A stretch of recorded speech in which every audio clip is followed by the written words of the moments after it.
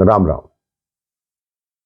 जैसा मैं आपको पिछले प्रसंग में बता रहा था कि ऋषि अगस्त ने देवताओं और ऋषियों के कहने पर सारे समुद्रों को पी लिया। जब वरुण देवता उनके समक्ष आए कि ऐसा मत कीजिए, ये तो सृष्टि के कार्यों में बाधा आएगी। अब से जो सागर हैं वो अपनी सीमा में रहेंगे, अपने आकार को नहीं बढ़ाएंगे। तो ऋषि अगस्त ने उनकी प्रार्थना सुनकर सभी सागरों को मूत्र मार्ग से बाहर निकाला। लोग कहते हैं मेरे भाई बहन कि पहले सागर का जल मीठा होता था, उनके ऋषि अगस्त के निकालने के बाद उनका जल खारा हो गया। इतने महान थे ऋषि अगस्त। तभी प्रभु श्री राम ने उनसे पूछा कि आप असुरों को मिटाने के लिए कोई मंत्र बताइए। ऋषि अगस्त ने कहा, आप स्वयं समर्थ हैं, लेकिन मेरे को मेरी वाणी को धन्यता देने के लिए आप मुझसे प्रश्न पूछ रहे हैं, तो मैं आपको बताता हूं। आप गोदावरी के तट पर जाइए, वहां पंचवटी नामक एक स्थान है जिसमें ऋषियों के शाप के कारण पतझड़ है। आप वहां जाएंगे, उसके पश्चात वो पंचवटी खिल जाएगी, उसमें बहारें आ जाएंगी। और एक ही मंत्र है कि जो मेरी पुत्री कहे उस बात को मानना, आसुरी शक्तियों का विनाश अपने आप हो जाएगा। अब प्रभु श्री राम गोदावरी तट पर पंचवटी की तरफ बढ़ते हैं। जब वहां आए तो उन्होंने देखा वहां पतझड़ है, वीरान है, कुछ भी नहीं है। उन्होंने लक्ष्मण जी से कहा कि लक्ष्मण, यहां तो एक सुंदर कुटिया का निर्माण हो सकता है। वहां कुटिया का निर्माण आरंभ होने लगा। कहते हैं देवताओं ने भीलों का रूप बनाकर प्रभु की सहायता की, वहां एक सुंदर कुटिया का निर्माण किया। जो पंचवटी वीरान थी मेरे भाई बहन, जिसमें पतझड़ था, वहां बहारें आने लगी।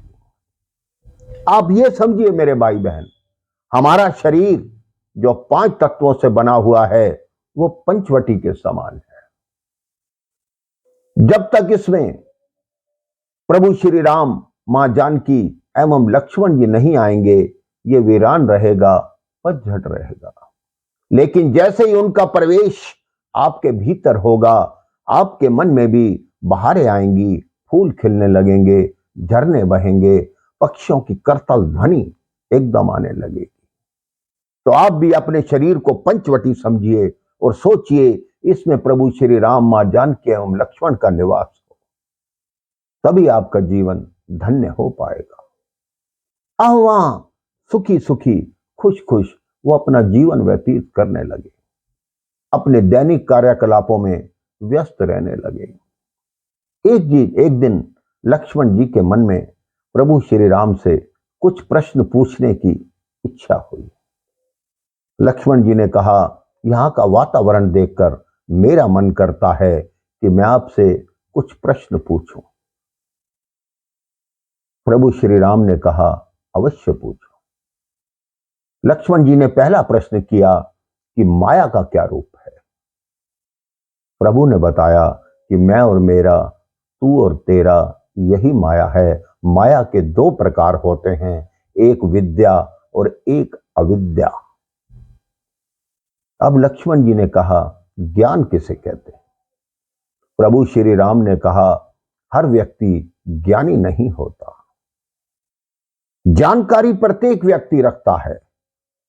कोई शास्त्र का वक्ता है, सुनाने वाला है, इसका मतलब यह नहीं कि वो ज्ञानी है, उसको शास्त्र की जानकारी है। लोग ज्ञान और जानकारी में भेद नहीं कर पाते, ये भूल जाते हैं कि ज्ञान क्या है और जानकारी क्या है। एक बार एक साधु घनी तपस्या कर रहे थे। 100 वर्ष उनकी आयु हो चुकी थी, उस तपस्या में लीन हुए। जब उनका अंत समय आया, देवदूत आए उनको लेने के लिए। उन्होंने कहा, मुझे थोड़ी आयु दो, मैं भक्ति करके ज्ञान प्राप्त करना चाहता हूं। उन्होंने कहा, यह हमारी सामर्थ्य नहीं, यह कार्य धर्मराज कर सकते हैं। धर्मराज आए, उन्होंने 100 वर्ष और दिए। ऐसे करते करते उन्होंने 400 वर्ष तक की आयु ले ली। 400 वर्ष के पश्चात देवराज इंद्र उनको लेने आए।